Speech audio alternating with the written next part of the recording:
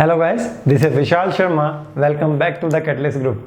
कैसे हो आप सभी लोग? आई होप आप सभी अच्छे होंगे, अच्छे से पढ़ाई कर रहे होंगे और आपका रिवीजन भी बहुत अच्छे से चल रहा होगा। मेटल कास्टिंग के सेशन को आप एंजॉय कर रहे होंगे। मेटल कास्टिंग के सेशन में हमारा 99% सिलेबस कवर हो चुका है। बस 1% सिलेबस की कमी है और वो क्या है? आपका फर्नेस। ठीक है, तो आज हम पढ़ने वाले हैं फर्नेस। ठीक है, कि फर्नेस क्या होती है, वो क्यों यूज में ले जाती है, ये तो आपको पता है। कैसे पता है? कि जो भी आपका मेटल कास्टिंग प्रोसेस होता है, इसमें हमें चाहिए लिक्विड मेटल। हमें क्या चाहिए? Liquid metal. तो जब तक हमारे पास लिक्विड मेटल नहीं होगा तो हम सॉलिडिफाई कैसे करेंगे? और मेटल को लिक्विड मेटल में कन्वर्ट करने के लिए क्या चाहिए? फर्नेस। तो जब तक फर्नेस ही नहीं पड़ी तो आप मेटल को मेल्ट कैसे कर पाओगे? तो हमें सिर्फ बेसिकली, मैं आपको पहले से प्रिकॉशन दे रहा हूँ कि हमें सिर्फ फर्नेस का बेसिक आइडिया लेना है। उसकी वर्किंग कैसे होती है, उसकी इंटरनल स्ट्रक्चर क्या होती है, उसके डिफरेंट कंपोनेंट्स क्या होते हैं। This never will be asked in your examination. So keep in mind that हमें सिर्फ फर्नेस का बेसिक आइडिया लेना है। जो एग्जामिनेशन में क्वेश्चन पूछे जा सकते हैं from the examination point of view, we will study the furnace. तो फर्नेस का आपको पता चल गया है। We will what will do with the help of the furnace, हम क्या करते हैं? मटेरियल को मेल्ट करते हैं। तो जब हम मटेरियल को मेल्ट करते हैं, it will be converted into the molten liquid metal. ये मोल्टन लिक्विड मेटल में कन्वर्ट हो जाता है। तो जब ये मोल्टन लिक्विड मेटल में कन्वर्ट हो जाएगा तो क्या होगा? Fluidity of the material will be increased. और जैसे ही फ्लूइडिटी इंक्रीज होगी तो आपका जो लिक्विड मेटल है ये गेटिंग एलिमेंट से फ्लो होते हुए कहाँ पहुंच जाएगा? एट द एंड कैविटी में पहुंच जाएगा और सॉलिडिफाई हो जाएगा। ठीक है, तो that's why we are using the liquid molten metal. तो हमें लिक्विड मोल्टन मेटल को गेन करने के लिए, प्राप्त करने के लिए हमें क्या चाहिए? फर्नेस चाहिए। और सबसे पहली फर्नेस मैं आपको बताने वाला हूं, क्रूसिबल फर्नेस। ठीक है, जो आपकी सबसे पहली फर्नेस है वो है आपकी क्रूसिबल फर्नेस। ठीक है, क्रूसिबल फर्नेस सबसे छोटी, सबसे कॉम्पैक्ट, कहीं भी इसको आप ले जा सकते हो। आप अपनी इंडस्ट्री से घर में भी ला सकते हो। आप अपनी इंडस्ट्री से, फॉर एग्जांपल, अगर आपको रेलवे ट्रैक्स को रिपेयर करना है, जैसा कि आपने वेल्डिंग में पढ़ा था, थर्मिट वेल्डिंग में, तो वहां भी आप इसी फर्नेस का यूज करते हो। मतलब इसको हम उठा सकते हैं, पोर्टेबल होती है ये। ठीक है, तो ये स्मॉल फाउंड्रीज में यूज में ली जाती है। From the casting point of view, welding को भूल जाइए, वेल्डिंग में हम क्रूसिबल फर्नेस का यूज करते हैं इन योर थर्मिट वेल्डिंग। ठीक है, अगर हम बात करते हैं कास्टिंग के पॉइंट ऑफ व्यू से, तो ये स्मॉल फाउंड्रीज में यूज में ली जाती है। तो आप यहां पर एक पॉइंट डाल के लिख सकते हैं, it is used in small foundries. It is used in small foundries. तो स्मॉल फाउंड्रीज में यूज की जाती है, तो मतलब इसकी cost as compare to the other कम होनी चाहिए। बिल्कुल, छोटी सी होती है तो ऑब्वियसली कॉस्ट भी क्या होगी? कम होगी। ये जो आपकी क्रूसिबल फर्नेस होती है कुछ इस तरीके से नजर आती है। देखिए, ये आपकी क्रूसिबल फर्नेस है। This is your crucible furnace. ठीक है, इस क्रूसिबल फर्नेस का जो मटेरियल होता है वो एग्जामिनेशन में बहुत बार पूछा जा चुका है और उसमें अक्सर स्टूडेंट क्या होते हैं? मात खा जाते हैं। वो सोचते हैं कि मटेरियल थोड़ी ना पूछेगा। बिल्कुल, मटेरियल पूछा जा सकता है, मटेरियल इसका पूछा जा सकता है। अगर हम बात करते हैं जो आपका क्रूसिबल होता है, इसका जो मटेरियल होता है, इसका जो मटेरियल होता है वो क्या होता है? इसका मटेरियल होता है आपका ग्रेफाइट। क्या होता है? ग्रेफाइट। क्या ओनली ग्रेफाइट होता है? नहीं, इसके साथ साथ क्ले भी होता है। क्या होता है? क्ले। ग्रेफाइट के साथ क्ले भी होता है। और उसके साथ साथ क्या होता है? उसके साथ साथ होता है आपके सिलिकॉन कार्बाइड। क्या होता है? Silicon carbide. और कुछ ना कुछ हम रेजिन बाइंडर्स यूज में ले सकते हैं। कुछ ना कुछ हम रेजिन बाइंडर्स यूज में ले सकते हैं in order to increase strength. Resin binders को हम यूज में ले सकते हैं, बिल्कुल भी मना ही नहीं है। फ्यूल की अगर हम बात करें तो हम फ्यूल कौन सा यूज में ले सकते हैं? फ्यूल हम यूज में ले सकते हैं कोक। और क्या हम ले सकते हैं? ऑयल हम यूज में ले सकते हैं और गैस भी हम यूज में ले सकते हैं। According to the application, according to the application आप फ्यूल को यूज में ले सकते हो। फ्यूल का काम क्या होगा? फ्यूल का काम होगा क्रूसिबल फर्नेस में मेटल को मेल्ट करना। अगर हम बात करते हैं थर्मिट वेल्डिंग में, थर्मिट वेल्डिंग में हम थर्मिट मिक्सचर का यूज करते हैं। किसका यूज करते हैं? थर्मिट मिक्सचर का। और आपकी हीट को प्रोड्यूस करने के लिए वहां पे एक्सोथर्मिक रिएक्शन चाहिए। ठीक है, और एक्सोथर्मिक रिएक्शन स्टार्ट कब होती है? उसका भी टेम्परेचर बहुत ज्यादा होता है। ऐसा नहीं है एक्सोथर्मिक रिएक्शन आपने कुछ मिक्स किया और एक्सोथर्मिक रिएक्शन स्टार्ट होगी, बिल्कुल नहीं। एक्सोथर्मिक रिएक्शन को स्टार्ट करने के लिए थर्मिट वेल्डिंग में हमें टेम्परेचर को इंक्रीज करना पड़ता है और हम टेम्परेचर इंक्रीज करते हैं up to 1000 degree centigrade. 1000 degree centigrade पर आने के बाद एक्सोथर्मिक रिएक्शन प्रोड्यूस होती है और इंटेंस हीट क्या होने लगती है, रिलीज होने लगती है। एक्सोथर्मिक रिएक्शन होने के कारण जो इंटेंस हीट होती है उससे आपका टेम्परेचर 3000 डिग्री सेंटीग्रेड तक पहुंच जाता है in case of your thermit welding. वहां भी एक क्रूसिबल फर्नेस यूज में ली जाती है। तो सेम प्रोसेस हाँ हम यही यूज में लेने वाले हैं। अब अगर हम बात करते हैं इसका यूज कहाँ किया जाता है, इसका यूज किया जाता है आपके नॉन फेरस मेटल्स के लिए। किसके लिए? Non ferrous. तो हमने एक कास्टिंग प्रोसेस देखा था। क्या देखा था? Casting process. उस कास्टिंग प्रोसेस में क्रूसिबल फर्नेस का यूज किया गया था। याद करो मैंने आपको एक वीडियो बताया था और जो आपका वीडियो था वो फुल मोल्डिंग प्रोसेस का वीडियो था। ठीक है, थर्मोकोल का यूज करके आपने एक स्केलेटन बनाया था, खोपड़ी बनाई थी। उसमें जो वो फर्नेस बताई थी जिसमें उसने एल्यूमिनियम डाला था, उसके बाद उसने उसके ऊपर से स्लैग भी बाहर निकाला था। देखो मुझे वीडियो तक याद रहती है कि वीडियो में एक्चुअली में हो क्या रहा है, क्या क्या स्टेप्स हो रहे हैं। तो उस वीडियो में जो फर्नेस यूज में ली गई थी that furnace is crucible furnace. और वो जो मेटल का था वो क्या था? एल्यूमिनियम। और एल्यूमिनियम क्या है? नॉन फेरस ही तो है।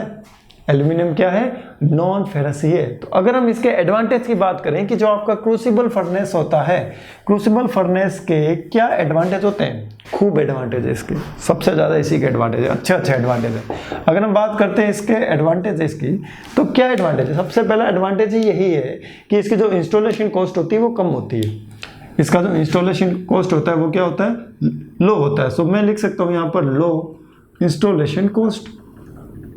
इसकी जो इंस्टॉलेशन कॉस्ट होती है वो क्या होती है? कम होती है। और मेल्टिंग लॉसेस भी यहाँ कम होते हैं। तो यहाँ मैं लिख सकता हूँ लो मेल्टिंग लॉसेस। यहाँ क्या लिख सकता हूँ? Low melting losses. So this is furnace.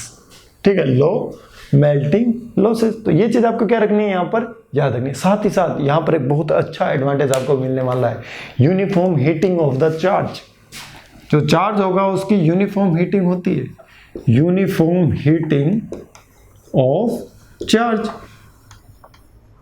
आपका जो चार्ज होगा उसकी हीटिंग कैसी होगी? यूनिफॉर्म होगी। तो ये पॉइंट्स आपको क्रूसिबल फर्नेस से रिलेटेड याद होने चाहिए।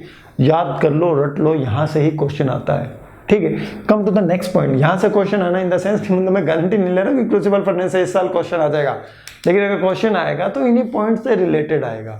तो क्रूसिबल फर्नेस के बाद आपकी सबसे प्यारी furnace that is your cupola furnace, जिसको आप कभी भूल ही नहीं सकते। मैकेनिकल इंजीनियर होकर अगर आपने क्यूपोला फर्नेस को भुला दिया तो आप मैकेनिकल इंजीनियर्स नहीं हो। ठीक है, so it is a integral part of the mechanical engineer foundries. So next आपकी जो फर्नेस है that is your crucible furnace के बाद क्यूपोला। कौन सी पोला? Cupola furnace. कौन सी फर्नेस है? Cupola furnace. काफी अच्छी फर्नेस है, अक्सर आपको कॉलेज में देखने को मिल जाती है। अब ये क्यूपोला का मतलब क्या होता है भाई? क्यूपोला आपका जो ये वर्ड है it comes from the Latin language. Latin word है ये। और ये कौन सा लैटिन वर्ड? आप खुद सोचिए कौन सा हो सकता है लैटिन वर्ड? कूपा। कौन सा होता है ये? कूपा, CUPA। कूपा का मतलब क्या होता है? कास्क। कूपा का मतलब क्या होता है? कास्क और बैरल। कास्क और बैरल। कूपा का मतलब क्या होता है? कास्क और बैरल। ये जो कुपोला फर्नेस होती है बहुत लंबी चौड़ी फर्नेस होती है। आपने देखा होगा फाउंड्रीज में, आपके कॉलेजेस में बनी हो सकती है। इस कुपोला फर्नेस का यूज किया जाता है for the melting of the cast iron. याद करने का क्या जुगाड़ है? C for cupola and C for cast iron. याद कर लो इसे, C for cupola, C for cast iron. Free का मार्क्स है ये तो बिल्कुल भी नहीं छूटना चाहिए। कुपोला में जो चार्ज होता है उसमें क्या क्या होता है? देखिए, कुपोला में चार्ज होता है। ठीक है, चार्ज मतलब क्या होता है? आप अपने मोबाइल को भी तो चार्ज करते हो। मोबाइल को चार्ज करने के लिए क्या यूज में लेते हो? इलेक्ट्रिसिटी। तो कुपोला को भी चार्ज करते हैं। कुपोला को किससे चार्ज करते हैं? देखो, कुपोला को हम चार्ज करते हैं और से, फ्लक्स से और फ्यूल से। और क्या हो सकता है? और हो सकता है आपका पिग आयरन। ठीक है, और क्या हो सकता है? Pig iron. Raw form of the material is known as ore अयस्क। जमीन के जो अंदर मिलता है उसे हम क्या कहते हैं? और कहते हैं। फ्लक्स की अगर हम बात करें तो CaCO3 can be used as a flux. Fuel क्या हो सकता है आपका? फ्यूल हो सकता है आपका कोक। और कोक है तो भैया कार्बन ही है। और अगर कार्बन है तो कार्बन परसेंटेज ज़्यादा है। और अगर कार्बन परसेंटेज ज़्यादा है तो कास्ट आयरन है। कार्बन परसेंटेज ज़्यादा है तो कास्ट आयरन। तो ये होता है आपका कुपोला फर्नेस में। ये क्या होता है आपका कुपोला फर्नेस में।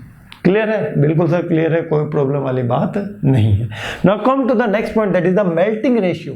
मेल्टिंग रेशियो क्या होता है, चार्ज रेशियो क्या होता है, धीरे धीरे आगे बढ़ेंगे। मेल्टिंग रेशियो क्या होता है और चार्ज रेशियो क्या होता है, ये एग्जाम में पूछा जा चुका है। What do you mean by the melting ratio, कि मेल्टिंग रेशियो क्या होता है। और मेल्टिंग रेशियो को ही कभी कभी हम क्या कह देते हैं, चार्ज रेशियो। क्या कहते हैं, चार्ज रेशियो। कि चार्ज रेशियो क्या होता है, it is the ratio of the metal to the fuel.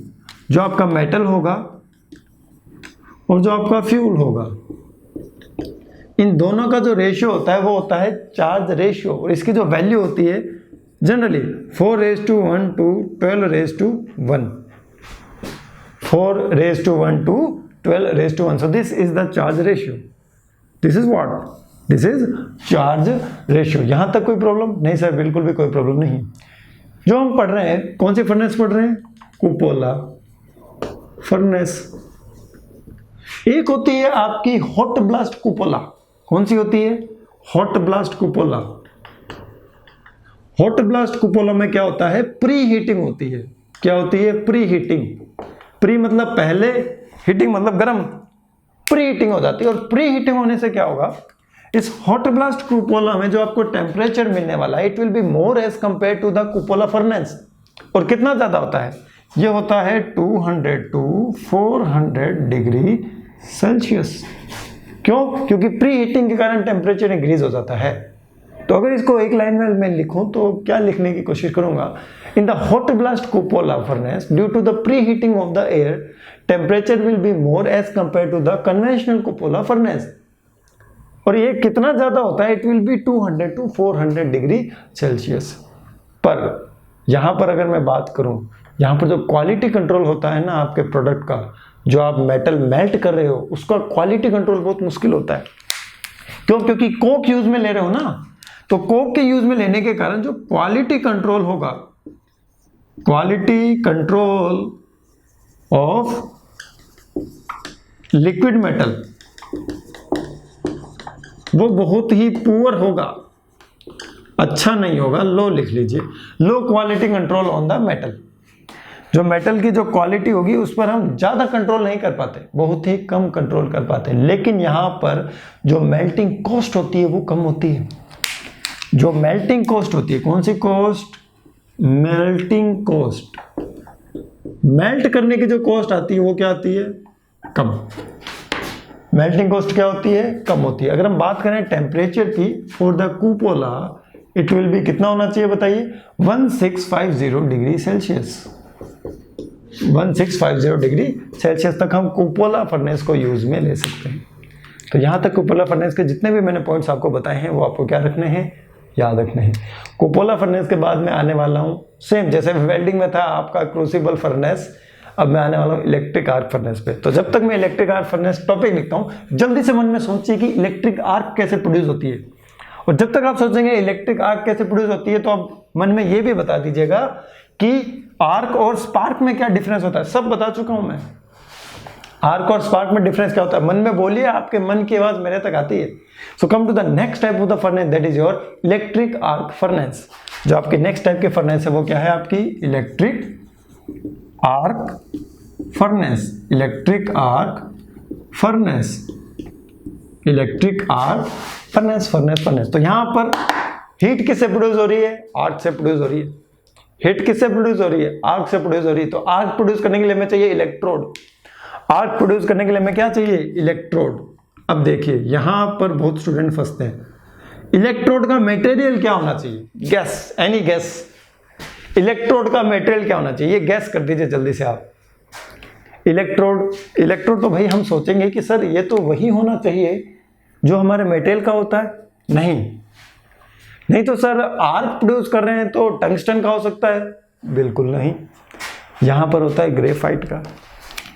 किसका होता है, ग्रेफाइट का, याद रख लेना, ग्रेफाइट का होता है। इसका यूज कहां किया जाता है, इसका यूज किया जाता है हैवी स्टील कास्टिंग्स के लिए, जो हैवी होती है इसका यूज किया जाता है। नेक्स्ट पॉइंट में मैं लिख रहा हूं, it is used for the heavy steel castings. इसका यूज स्टील के लिए ही किया जाता है। समझ रहे हैं ना मेरी बात। हैवी का मतलब क्या है कि जहां पर कैपेसिटी बहुत ज्यादा है, जहां पर लिक्विड मेटल की कैपेसिटी बहुत ज्यादा है, तो मैं लिख सकता हूं इस फर्नेस की जो कैपेसिटी होती है वो ज्यादा होती है। लार्जर कैपेसिटी क्या होती है? Larger capacity. क्यों? क्योंकि साइज ही हैवी है। जब हैवी है तो कैपेसिटी क्या हो जाएगी? ज्यादा। अब हम बात करते हैं जो हम इलेक्ट्रिक करंट यूज में ले रहे हैं वो कौन सा फेज वाला ले रहे हैं, सिंगल फेज ले रहे हैं या 3 फेज ले रहे हैं। तो हम 3 फेज सप्लाई भी यूज में ले सकते हैं और सिंगल फेज सप्लाई भी यूज में ले सकते हैं। 3 फेज सप्लाई का यूज किया जाता है आपकी स्टील के लिए, और जो आपका सिंगल फेज होता है इसका यूज किसके साथ किया जाता है? Gas, any gas? Cast iron? नहीं, इसका यूज किया जाता है नॉन फेरस के लिए। इसके लिए नॉन फेरस के लिए। अब मैं एक वर्ड बोल रहा हूं, जनरली इसका यूज किया जाता है स्टील के लिए। जनरली इसका यूज किसके लिए किया जाता है? स्टील के लिए किया जाता है। यहां पर इलेक्ट्रिक आर्क प्रोड्यूस की जाती है इलेक्ट्रोड और आपके चार्ज के बीच में, और उस इलेक्ट्रिक आर्क के कारण जो आपका टेम्परेचर राइज होता है that will be responsible for the melting of the your material and your material will be converted into the liquid metal. But यहाँ पर जो आपकी कैपेसिटी होती है इस फर्नेस की, ये बहुत ही ज़्यादा होती है। फर्नेस की कैपेसिटी क्या होती है? बहुत ज़्यादा। और इसका यूज़ कहाँ किया जाता है? स्टील की कास्टिंग्स के लिए। किसके लिए किया जाता है? स्टील की कास्टिंग्स के लिए। अब मैं नेक्स्ट टाइप के फर्नेस पे आ रहा हूँ, और वो फर्नेस क्या है? Induction furnace. इंडक्शन नाम सुना होगा आपने। इंडक्शन क्या नाम सुना है इंडक्शन से रिलेटेड? बताइए। इंडक्शन से रिलेटेड आपने अभी तक अपनी लाइफ में क्या नाम सुने? इंडक्शन, प्रेरण। इंडक्शन से रिलेटेड आपने अभी तक क्या क्या नाम सुने? जल्दी से बता दीजिए मुझे। जो आपकी नेक्स्ट टाइप के फर्नेस है, it is your induction furnace. Induction furnace, जल्दी बताओ क्या नाम सुना है इंडक्शन फर्नेस से? इंडक्शन से क्या नाम सुना है आपने? इंडक्शन से तो कुछ नाम सुना होगा ना, जब भी आप पढ़ रहे हो, डिग्री किए, स्कूलिंग किए, तो इंडक्शन से आपने कुछ नाम सुना होगा। और वो क्या नाम है? जो इंडक्शन से आपने नाम सुना है वो नाम है इलेक्ट्रोमैग्नेटिक इंडक्शन। क्या है? Electromagnetic induction. तो यहां पर भी जो हीट प्रोड्यूस हो रही है ना, वो इलेक्ट्रोमैग्नेटिक इंडक्शन के कारण ही हो रही है। ट्रांसफॉर्मर इसी प्रिंसिपल पे तो वर्क करता है। प्राइमरी और सेकेंडरी कॉइल में कोई कांटेक्ट नहीं है, फिर भी सप्लाई हो रहा है। यहां भी है, यहां भी प्राइमरी कॉइल होगी, सेकेंडरी कॉइल होगी। यहां भी आपकी प्राइमरी कॉइल होगी और सेकेंडरी कॉइल होगी, प्राइमरी एंड सेकेंडरी। अब बात आती है प्राइमरी होगी तो कौन होगी, सेकेंडरी होगी तो कौन होगी। आपकी जो प्राइमरी कॉइल होगी ये बनी होगी कॉपर की। किसकी बनी होगी? कॉपर की। ये पहचान है। प्राइमरी कॉइल कौन सी होगी? Copper coil. कौन सी कॉइल होगी? Copper coil. अब सेकेंडरी कॉइल जैसे एक्ट कौन करेगा? सेकेंडरी कॉइल जैसे एक्ट करेगा आपका चार्ज। आपने जो चार्ज डाला है फर्नेस में, it will be act as a secondary coil. तो आपका जो चार्ज होगा it will be act as a secondary coil. तो लो बन गई प्राइमरी कॉइल और सेकेंडरी कॉइल। क्या बन चुकी है? प्राइमरी कॉइल और सेकेंडरी कॉइल। यहां पर जो हीट सोर्स होता है it will be isolated from the furnace. यहां पॉइंट डाल के लिख सकते हैं, हीट सोर्स आइसोलेटेड। बस इतना बहुत है। Heat source is isolated from the furnace. और उससे क्या होगा? आपका जो फ्लक्स होगा, फ्लक्स को भी तो गर्म होना चाहिए, फ्लक्स भी तो मेल्ट होगा। अब इसको मेल्ट करने के लिए हीट चाहिए, तो फ्लक्स को जो हीट चाहिए वो कौन देगा? फ्लक्स को जो हीट चाहिए वो देगा आपका चार्ज। फ्लक्स को जो हीट चाहिए वो कौन देगा? आपका चार्ज देगा। फ्लक्स डायरेक्टली हीट नहीं लेगा, flux will take the heat with the help of the charge. Charge के पास जो हीट होगी ना, चार्ज के पास, वो अपनी हीट थोड़ी सी दे देगा फ्लक्स को, के लिए भैया तुम भी मेल्ट हो जाओ और हमारे ऊपर तैरते रहो। ठीक है, ये फ्लक्स इज लाइट डेंस्ड। ठीक है, अगर उसकी डेंसिटी कम है तो। अगर हम बात करते हैं इसके एडवांटेजेस की, तो एडवांटेज क्या है इसके? एडवांटेज अच्छी अच्छी बातें। एडवांटेज मतलब अच्छी अच्छी बातें। सबसे पहली अच्छी बात क्या है? Faster starting. ये भैया बहुत ही तेज स्टार्ट हो जाता है। Faster starting. क्यों है भैया फास्टर? क्योंकि जो आपकी क्यूपोला होती है उसको स्टार्ट करने में टाइम लगता है। उसको स्टार्ट करने में क्या लगता है, टाइम लगता है। साथ ही साथ यहाँ पर जो मेल्टिंग हो रही है वो क्लीनर होती है, तो नेक्स्ट लिख लो क्लीनर मेल्टिंग। नेक्स्ट क्या है आपकी, क्लीनर मेल्टिंग। साथ ही साथ यहाँ पर जो स्टरिंग हो रही है वो नेचुरल है, स्टरिंग, नेचुरल स्टरिंग। स्टरिंग मतलब समझ रहे हो क्या, कुछ लस्सी बनाते हो, छाछ मक्खन निकालते हैं ना अपने, वो स्टरिंग ही तो होता है। थर्मोडायनेमिक्स में जाएं क्या, थर्मोडायनेमिक्स में टाइप ऑफ वर्क में आपने देखा होगा स्टीरर वर्क, इसको ऐसे रोटेट करेंगे तो स्टीरर वर्क ट्रांसफर होता है, और स्टीरर वर्क ट्रांसफर होने से इंटरनल एनर्जी इंक्रीज हो जाती है। वही है स्टीरर, मिक्सिंग करने के लिए हम यूज में लेते हैं। तो यहाँ पर भी जो स्टरिंग हो रही है वो नेचुरली हो रही है। कैसे हो रही है, नेचुरली, मैनुअली करने की जरूरत नहीं है। तो यहाँ आप लिख सकते हो no manual required, no manual stirring required. क्यों, क्योंकि यहाँ तो नेचुरली हो रही है, आपको मैनुअली करने की जरूरत बिल्कुल भी नहीं पड़ने वाली है। तो ये पॉइंट आपको क्या रखना है यहाँ पर, याद रखना है। ये पॉइंट आपको क्या रखना है यहाँ पर, याद। अगर मैं बात करता हूँ टेम्परेचर की, किसकी, टेम्परेचर की, तो टेम्परेचर इसका होता है 1700 डिग्री सेल्सियस, 1700 डिग्री सेल्सियस। साथ ही साथ इसका जो इंस्टॉलेशन होता है वो कॉम्पैक्ट होता है, छोटी सी जगह में समा जाती है। ऐसा नहीं है कि क्रूसिबल जितनी छोटी होती है, नहीं, as compare to the other except crucible furnace, इसका जो इंस्टॉलेशन होता है it will be compact, it will be compact. तो यहाँ आप लिख सकते हो इसमें कॉम्पैक्ट इंस्टॉलेशन, कॉम्पैक्ट इंस्टॉलेशन। ये क्या है, इसका एडवांटेज है, ये क्या है इसका एडवांटेज, सबसे अच्छा एडवांटेज है ये, कॉम्पैक्ट इंस्टॉलेशन हो चुका है। फास्टर स्टार्टअप, कितना अच्छा एडवांटेज है इसका। जो मेल्टिंग हो रही है वो क्लीनिंग हो रही है, उसमें इम्प्योरिटीज बहुत कम है। स्टरिंग हो रही है, जो मिक्सिंग हो रही है वो नेचुरली हो रही है, हमें यहाँ पर कोई भी मैनुअल स्टरिंग की रिक्वायर्ड नहीं है। अब यहाँ पर आपकी ये जो इंडक्शन फर्नेस होती है ये क्या होती है, कंप्लीट। जो लास्ट टाइप की जो फर्नेस है that is your reverberatory furnace. ठीक है, कौन सी फर्नेस है, रिवर्बरेटरी फर्नेस। इस रिवर्बरेटरी फर्नेस में क्या होता है बताने वाला हूँ अभी। रिवर्बरेटरी फर्नेस में आपको क्या क्या पॉइंट याद रखना है, ठीक है। So the next type of the furnace is reverberatory, reverberatory furnace, reverberatory furnace. Reverberatory furnace क्या होता है, बिल्कुल सिंपल सा एग्जांपल देखो, अब ध्यान से देखना, इसमें थोड़ा सा हीट ट्रांसफर में भी घुसेंगे अपने। देखो इस पर क्या होते हैं, बर्नर लगे होते हैं, क्या लगे होते हैं, बर्नर। ये बर्नर है, आपके घर में गैस होता है, स्टोव होता है, उसमें वो बर्नर होता है ना, वही बर्नर, वैसा ही सिस्टम है, सेम बर्नर। ये दीवार होती है, ये क्या होती है, वॉल। तो मैं इसका क्या बोलता हूँ, फायर्ड वॉल। कौन से wall, fired wall having burners. क्या बोलता हूँ मैं इसको, फायर्ड वॉल्स हैविंग बर्नर्स। और बर्नर्स क्या होता है, it will be mounted on the fired walls. तो मैं यहाँ लिख रहा हूँ, यहाँ क्या लिख रहा हूँ मैं, कि यहाँ पर क्या होता है, direct fired wall, direct fired wall होती है। और उस फायर्ड वॉल पे कौन माउंटेड होते हैं, उस फायर्ड वॉल पे कौन माउंटेड होते हैं, बर्नर्स। कौन माउंटेड होते हैं, बर्नर। टेम्परेचर बहुत ज्यादा होता है, और अगर टेम्परेचर बहुत ज्यादा है तो हीट ट्रांसफर के कितने मोड होते हैं, टेम्परेचर बहुत ज्यादा है, इसी में मैं बता रहा हूं हीट ट्रांसफर के कितने मोड होते हैं, कंडक्शन, कन्वेक्शन, रेडिएशन। अगर टेम्परेचर बहुत ज्यादा है तो रेडिएशन के हेल्प से जब हीट ट्रांसफर होगा वो सबसे ज्यादा होगा। रेडिएशन के जो हीट ट्रांसफर होने वाला है ना वो सबसे ज्यादा होने वाला है। कैसे, देखो अगर मान लो टोटल हीट ट्रांसफर हो रहा है 1000 जूल, तो रेडिएशन से होगा 999, और इससे मान लो आपके हो रहा है 0.8, तो ये मान लो 0.2। इतना ज्यादा हीट ट्रांसफर होता है ड्यू टू द रेडिएशन। तो इसी में, इसी फर्नेस में जो मेन मोड होता है ना, रेडिएशन हीट ट्रांसफर ही होता है।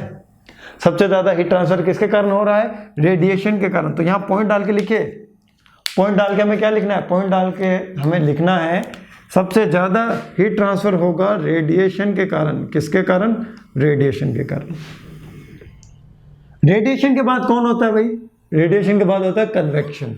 यहां तो मैंने सिंपल एग्जांपल से आपको समझा रखा है ये वैल्यूज रट मत लेना आप, 999 0.2 0.8 एग्जाम में नहीं लिखनी है। रेडिएशन के बाद कौन होता है? कन्वेक्शन। एडिशनली हीट ट्रांसफर कौन देता है? कन्वेक्शन। लेकिन सबसे ज्यादा किसके कारण होता है? मैक्सिमम रेडिएशन के कारण। क्यों? क्योंकि टेम्परेचर की फोर्थ पावर होती है। टेम्परेचर की क्या पावर होती है? Fourth power. 1700 डिग्री सेल्सियस है, उसकी फोर्थ पावर करो 1973 केल्विन की।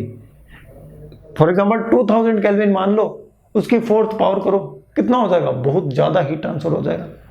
क्या हो जाएगा? बहुत ही ज्यादा हीट ट्रांसफर होने वाला है। अब यहां पर अगर मैं बात करता हूं इस टाइप के फर्नेस की मेंटेनेंस और ऑपरेटिंग कॉस्ट की, ये बहुत कम होती है और ये इसका एडवांटेज है। जो आपकी रिवर्बरेटरी फर्नेस है, इसकी जो ऑपरेटिंग और मेंटेनेंस कॉस्ट होगी ये बहुत ही कम होने वाली है। अगर हम इसके एडवांटेज की बात करें तो एडवांटेज में सबसे पहला एडवांटेज, अच्छी बात, वो क्या होगा? इसकी जो ऑपरेटिंग एंड मेंटेनेंस कॉस्ट है वो सबसे ज्यादा है। ऑपरेटिंग एंड मेंटेनेंस कॉस्ट सबसे ज्यादा है। एडवांटेज लिख रहे हो या डिसएडवांटेज? सो जाते हो क्या? एडवांटेज में होता है तो ऑपरेटिंग एंड मेंटेनेंस कॉस्ट क्या है? कम है, ज्यादा नहीं है। ऊपर लिख रखा है ना एडवांटेज, तो operating cost low, maintenance cost क्या है? लो है। ये बहुत ही अच्छी बात है, ये बहुत ही अच्छी बात है। साथ ही साथ टेम्परेचर बताऊं, वही 1700 डिग्री सेल्सियस, 1700 डिग्री सेल्सियस। यहाँ पर जो मेटल होता है उसकी ऑक्सीडेशन रेट सबसे ज़्यादा होती है। तो यहाँ आप लिख सकते हो, यहाँ आप क्या लिख सकते हो? High metal oxidation rates, high metal oxidation rates. So this is the rate are, high metal oxidation rate. इतनी अच्छी बातें होने के साथ साथ यहाँ पर दो बुरी बातें हैं, अच्छी बात नहीं है। और वो क्या है? वो पहला है कि इसकी जो एफिशिएंसी होती है वो कम होती है। जो इसकी एफिशिएंसी होती है वो क्या होती है? कम। साथ ही साथ इसको जो फ्लोर स्पेस चाहिए वो ज़्यादा चाहिए। साथ ही साथ इसको जो फ्लोर स्पेस चाहिए, floor space required is large, मतलब large floor space required. So these are the two disadvantage of your reverberatory furnace. तो यहां तक आपको इन फर्नेस को क्या रखना है? याद रखना है।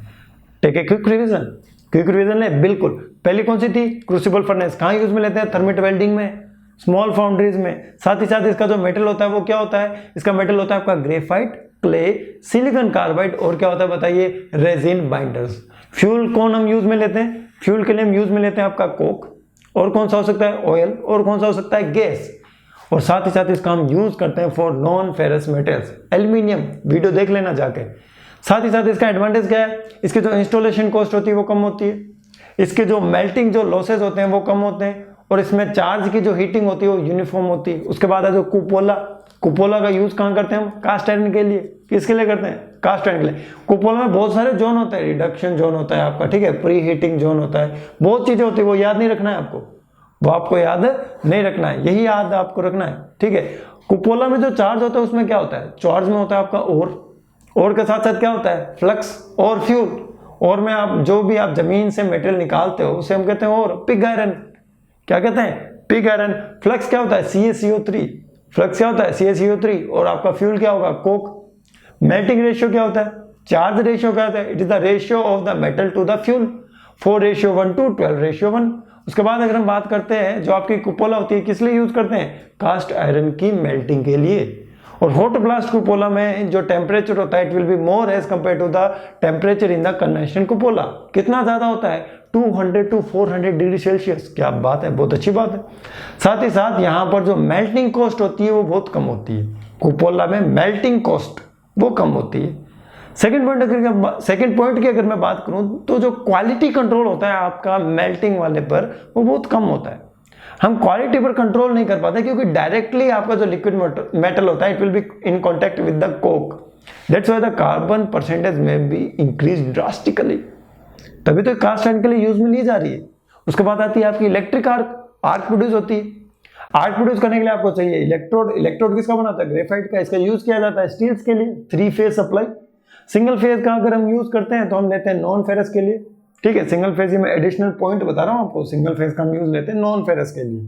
साथ ही साथ इसमें आपको क्या याद रखना है कि जो स्टील का जो हम यूज में ले रहे हैं it will B for the large capacity. अगर आपको हैवी कास्टिंग्स बनानी है स्टील की तब हम यूज में लेते हैं आपकी इलेक्ट्रिक आर्क फर्नेस। क्लियर है? बिल्कुल सर क्लियर है। इंडक्शन फर्नेस में आइए, इंडक्शन फर्नेस में क्या होता है? Electromagnetic induction. एक प्राइमरी कोइल होगी, दूसरी सेकेंडरी कोइल होगी। और प्राइमरी कोइल किसकी बनी होगी? प्राइमरी कोइल बनी होगी आपकी कॉपर की। Copper coil will be primary coil.